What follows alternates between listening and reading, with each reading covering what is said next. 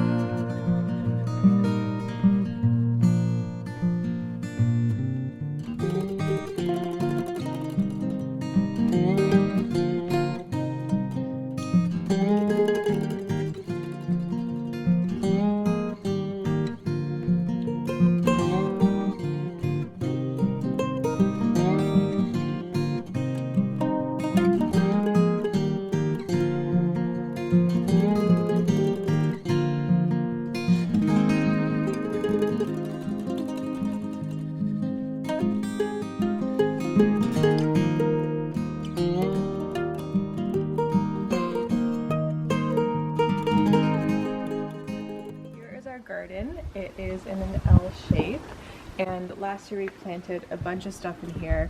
We planted a little bit too much, so this year we're going to be smarter with what we're planting and where we're planting it.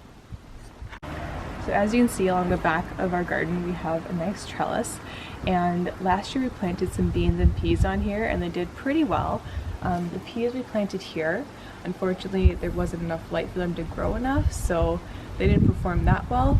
So this year instead we're going to plant the peas in the middle and then beans on this side. And then over on this end we are going to plant some cherry tomato plants. And last year we actually had the cherry tomatoes planted about here and they got to be as tall as me. So this year we're going to place them up against the trellis so that they have a little bit more support and they can grow nice and tall. And then directly in front of the cherry tomatoes, peas, and beans, we're going to plant a bunch of different tomato plants. So over in this area we're going to plant some red tomatoes, right next to it some yellow tomatoes, and then some cool heirloom varieties over here as well. So last year in this area we had things planted in rows. We had a lot of tomatoes in here and some peppers, but this year we're going to try out something called square foot gardening, and it's basically when you section off an area into squares and plant a certain variety of plants in each square right next to each other. This sort of gives your garden a little bit more yield, and you can plant a variety of crops just in smaller quantities. So that's the approach that we're doing in this area of our garden. Directly in front of the cherry tomatoes and the red tomatoes, we are going to plant some peppers. And last year we planted the peppers and they turned out really great, so we're definitely doing those again this year. In front of the bell peppers, we're going to do some jalapeno peppers because jalapeno peppers are our favorites. So we're going to grow some of those ourselves. With the rest of the area in our garden, we're going to plant a lot of lettuces and kales and a lot of Asian vegetables. On the further side here, we're going to plant some lettuce, and then we're going to plant some kale right here. The kale is taller than the lettuce variety that we want to plant, so the kale will do perfectly here.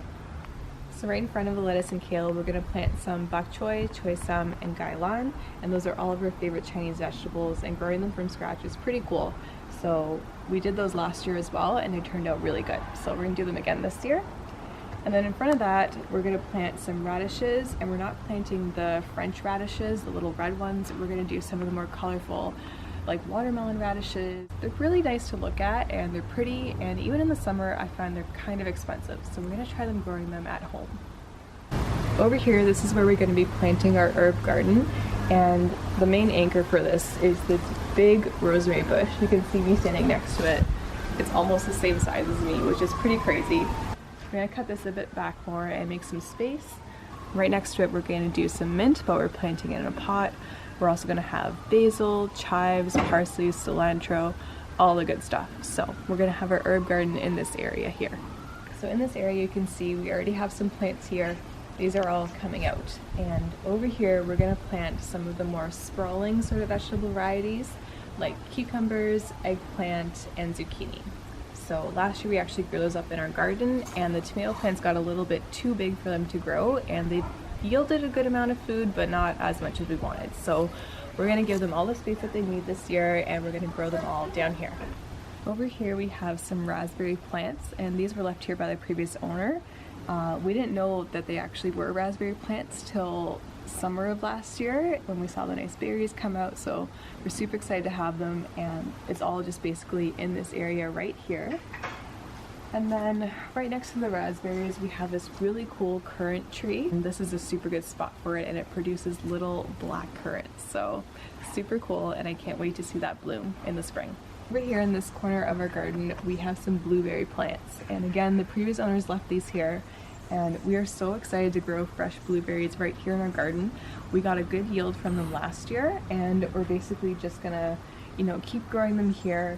We are gonna kind of rearrange the placement of them. We're gonna do that probably sooner rather than later, but we're just gonna basically try and group them a bit better. There are some rose bushes in there that have really nice roses, but they're just in an awkward spot. So we're gonna try and take those plants out, move all the blueberries into a better cluster, and have a little blueberry corner in our backyard. So we are now inside. Unfortunately, it did start raining, so we had to move inside, but we have all of our trays filled with some soil. I have them all laid out with the vegetables and herbs that we want to plant. And then we also had these little peat little pods in here. You just plant your seeds directly into here, and they kind of harden off and grow the seedlings. So I have those all set up. I'm mainly doing the tomatoes and some of the Asian vegetables in these, and the rest of the stuff we're just gonna do in the standard planter pots. So in this tray here, we have, these are actually cherry tomato seeds. We just wrapped them up in a paper towel. We're gonna plant those out. Also have some yellow tomatoes and some heirloom red tomatoes. And then over in this tray, we have choy sam, kale, and gailan. In our big tray, we are planting some microgreens because that is the easiest way to grow microgreens, I find. You just kind of plant them all in here and you just chop them as you need them, which is super awesome. In this planter, we have some Siam Queen basil. We also have some parsley in this one, coriander over here. And in this container, we have some peppers. So when they start growing, they turn green, and then as they ripen, they turn red, which is pretty crazy. And then over here, we have some bok choy. And then we have an extra planter pot here. I'm not sure what I'm gonna put in that one yet. But up here we have some choy, we have a dark green and a light green. And then we have a couple flowers. So we have some pansies and violas. And I haven't planted these before from seeds, so we'll see how those go. Okay, so now that we have everything laid out, I'm gonna go ahead and start planting.